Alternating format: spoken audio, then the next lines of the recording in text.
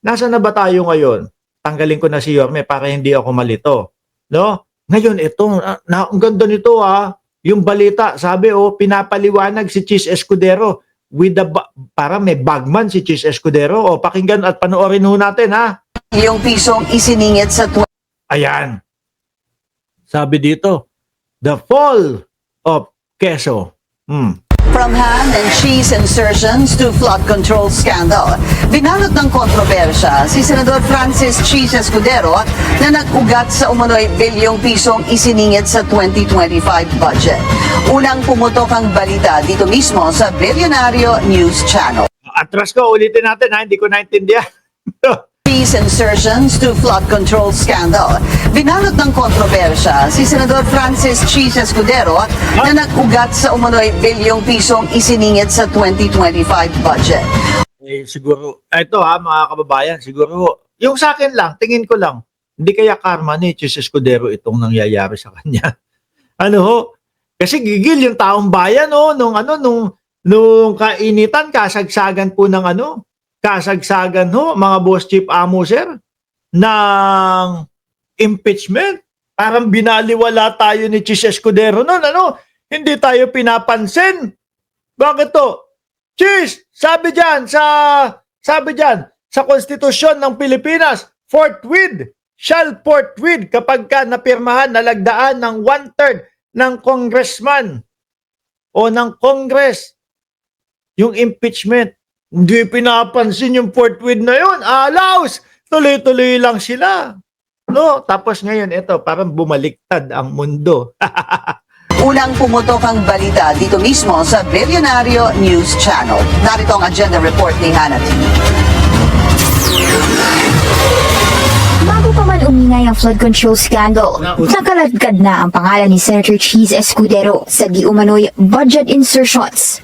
Hulyo pa lang. Ayun, di ba? Ito yung 142 billion na budget insertion, di ba mga boss? Una ng binalita ng Bilyonaryo News Channel ang dokumento ng higit kumulang 142 billion peso worth of insertions umano ni Escudero noong siya pa ang Senate President. Iba-ibang lugar ang sites ng mga proyekto mula flood control, roads, bridges at maging dami nga tsaka iba-ibang mga probinsya pa ho yan, mga bossing. Iba't ibang probinsya.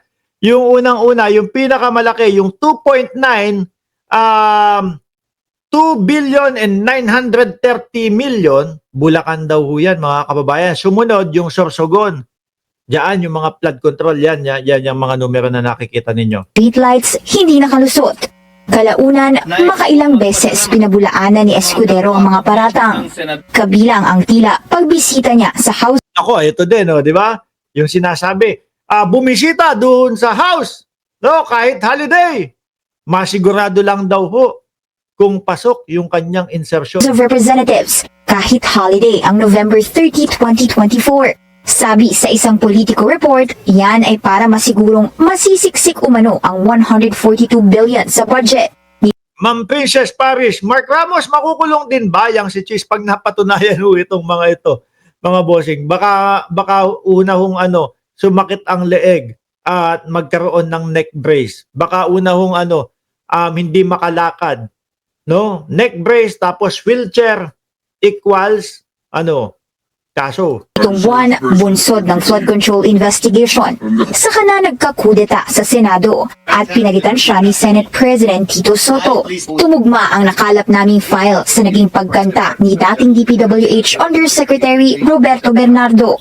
Sa kanyang salaysay, may listahan kasi ng mga proyektong nagkakahalagang 800 million pesos, kung saan 100 million dito para raw kay Escudero. Grabe, ang laki Tayo ho mga kababayan, nangangarap nga lang tayo, magkaroon lang ako ng 1 milyon, masaya na ako, yun lang. Tapos ito di umano, 100 milyon daw para daw kay Senator Chis Escudero. Grabe naman yung takaw na yun kung totoo to. Nag-exist din ang 5 projects na ito sa aming sariling dokumento. Yan ay flood control wall sa Valenzuela City at reconstruction of roads sa Marinduque. After inclusion of the projects in the GAA, I delivered 20% of approximately 800 million or about 160 million to Maynard Ngu, which was meant for Senator Escudero. Yun. yung Maynard Ngu, ang sinasabi na bagman daw di umano ni Chis Escudero, mga kababayan. Si Maynard Ngu na binanggit ni Bernardo ang di umano'y bagman ni Escudero na siyang tumanggap ng nasabing amount. Si Ngu ang Special Envoy of the President to China for Trade, Investments and Tourism. Sabi sa isang 2023 report ng Philippine Center for Investigative Journalism, CEO si Ngu ng Cosmic Technologies Inc. Oh, Cherry Mobile!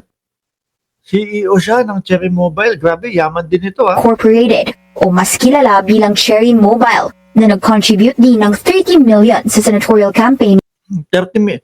Pag, di ba yung kaibigan ni Chis Escudero na taga Sorsogon na contractor, 30 million. Ito, 30 million din daw ang contribution nito doon sa kandidatura ni Chis Escudero. ni Escudero. Si Ngu rin ang may-ari ng Cork Wine Bar, ang meeting spot na binanggit ni Bernardo tungkol sa naging transaction. Ayon sa source ng bilyonaryo, may 25.6 million losses ang nasabing bar noong 2024 at Laki, ano? Parang baliwala lang yata sa kanila. 33.2 million swing mula sa kita o profit nito noong 2023 na 7.55 million. Mula sa 205 million worth of sales nito noong 2023, bumagsak ito sa 68.3 Ayan, no, talagang palugi eh. Pero parang wala silang parang wala silang pake. Bakit kaya parang okay lang sa kanila yung pag bumabagsak, nalulugi? 7 million. Pagdating sa operating expenses, bumagsak ito sa 52.13 mula 62.11 million. Palugi talaga, mga kababayan eh. Skip ko, may music eh. Oh, anak ko si Heart Evangelista oh. Ang 40% ng Cork, habang 40% din ang kay Ngu. Kung President and CEO si Ngu, si Kirante naman ang Corporate Secretary. Sometime in 20 Sabi ni Confidential Friends, kaya pala nalugi ang Cherry Mobile. Busy yung nagmamanage. Oh, sabi ni Confidential Funds. Wala na, pabagsak na ba ang Cherry Mobile? Dati nung nasa Pilipinas pa ako, meron pang ganyan. 23, Maynard Ngu told me to go to Cork and meet Senator Chis Escudero, which I did. I met with the latter in a private room in the said establishment. While we were drinking wine, he told me, alam ko naman ang galawan niya dyan sa DPW. Ako po. alam daw, si Chis Escudero daw ho, di umano ang nagsabi. Noon, mga kababayan, yung sinasabi ni Yusek Bernardo, alam ko naman ang galawan nyo dyan sa DPWH eh. No? Oh, pakisabi kay Sek. Bagsakan din ako. Grabe yung mga yung mga pasabog mga kababayan, itong si Yusek Bernardo. Oh, atras natin konti. Senator Chis Escudero, which I did. I met with the latter in a private room in the said establishment. While we were drinking wine, he told me, alam ko naman ang galawan niya dyan sa DPWH. Okay naman ako. Sabihin mo kay Ibig sabihin, kung totoo yung sinasabi niya na alam ni Chis Escudero, alam niya kung yung mga kalakaran dyan sa DPWH. Pinipili na hindi magsalita ni Chis. Base po ibinabase po natin itong kinukomento natin doon sa sinasabi ni Yusek Bernardo, mga kababayan. Alam ko naman yung galawan nyo dyan sa DPWH. Pakisabi kay Sek, bagsakan naman ako. Sek magbaba sa akin. Magbaba sa akin. Sorry, mali. Pero parehas lang ng ibig sabihin. Pakisabi kay Sek, magbaba sa akin. Which I did. I met with the latter in a private room in the said establishment. While we were drinking wine, he told me, alam ko naman ang galawan niya dyan sa DPWH. Okay naman ako. Sabihin mo kay Sek magbaba sa akin. Ayon kay Bernardo, nangyari ang delivery ng 160 million pesos para kay Escudero sa first quarter ngayong taon. Wow! First quarter. Hulaan natin, January, February, March. Grabe. Yung iba, yung ibang mga Pilipino, naku po, eto, bagong buhay tayo. Magsisikap kami, magtatrabaho kami para kumita at maging maganda ang buong taon. Ganon tayo mga January Sa January, Tapos kung January, yung di umanong sinasabi na unang deliver kay Escudero, 160 million agad.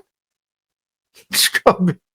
Sarap naman ang buhay nitong mga ito. Kaya lang kung totoo yon mga kababayan, nako, madali din hong maubos yung mga pera na galing ho sa nakaw at galing ho sa illegal. Matapos sa naging revelasyon ni Bernardo, hinalungkat ng netizens ang mga litrato sa Cork Wine and Bar. Spotted ang ilang photos ni Heart Evangelista sa nasabing bar na ine-endorso rin ang Cherry Mobile. Sa parehong bar, may groupie rin si Lawrence Lubiano na top campaign donor ni Yun. 30 million din. Si Lawrence Lubiano, ang yayaman nitong mga ito.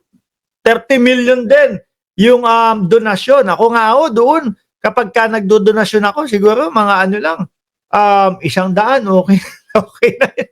Kuripot po ang inyong lingkod. Hindi, yun lang ang kaya natin. No? Ito, grabe, donasyon. 30 million. Oh. Bakit kaya ganun kalaki? Siguro, boss, laki naman ng donasyon ko sa iyo. Oh. Hindi ko sinasabing sa kanila to, ha. Example lang ho ito. Boss, laki naman ng donasyon ko sa iyo. Baka naman edewop. Anong edewop? Baka pwede man naman kami tulungan doon sa mga government project. Kami na lang ang sabihin mo na tumanggap ng mga government project. Kami na lang ang manalo sa mga bidding-bidding na yan. Ay, oo nga, no. Dami kung ano sa inyo. Laki ng tulong nyo sa akin. Sige. Hindi matatanggihan ho. Diba?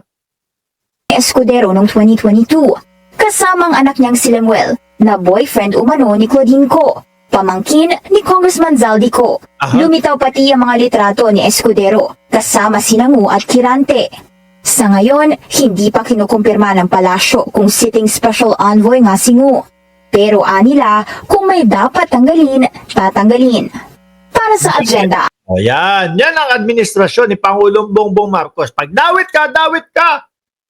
O, hindi pwede dito yung uniteam tayo. Magkakampi tayo dati. O, tapos ngayon meron kang mga kailangan sagutin na mga Mary Grace Piatos. Sagutin mo yan. Hindi pwedeng tulungan ka namin. Hindi pwedeng iligtas ka namin. Wala pong sinisino si Pangulong Bongbong Marcos kahit na kaalyado o nasa administrasyon niya pa ho, mga bossing.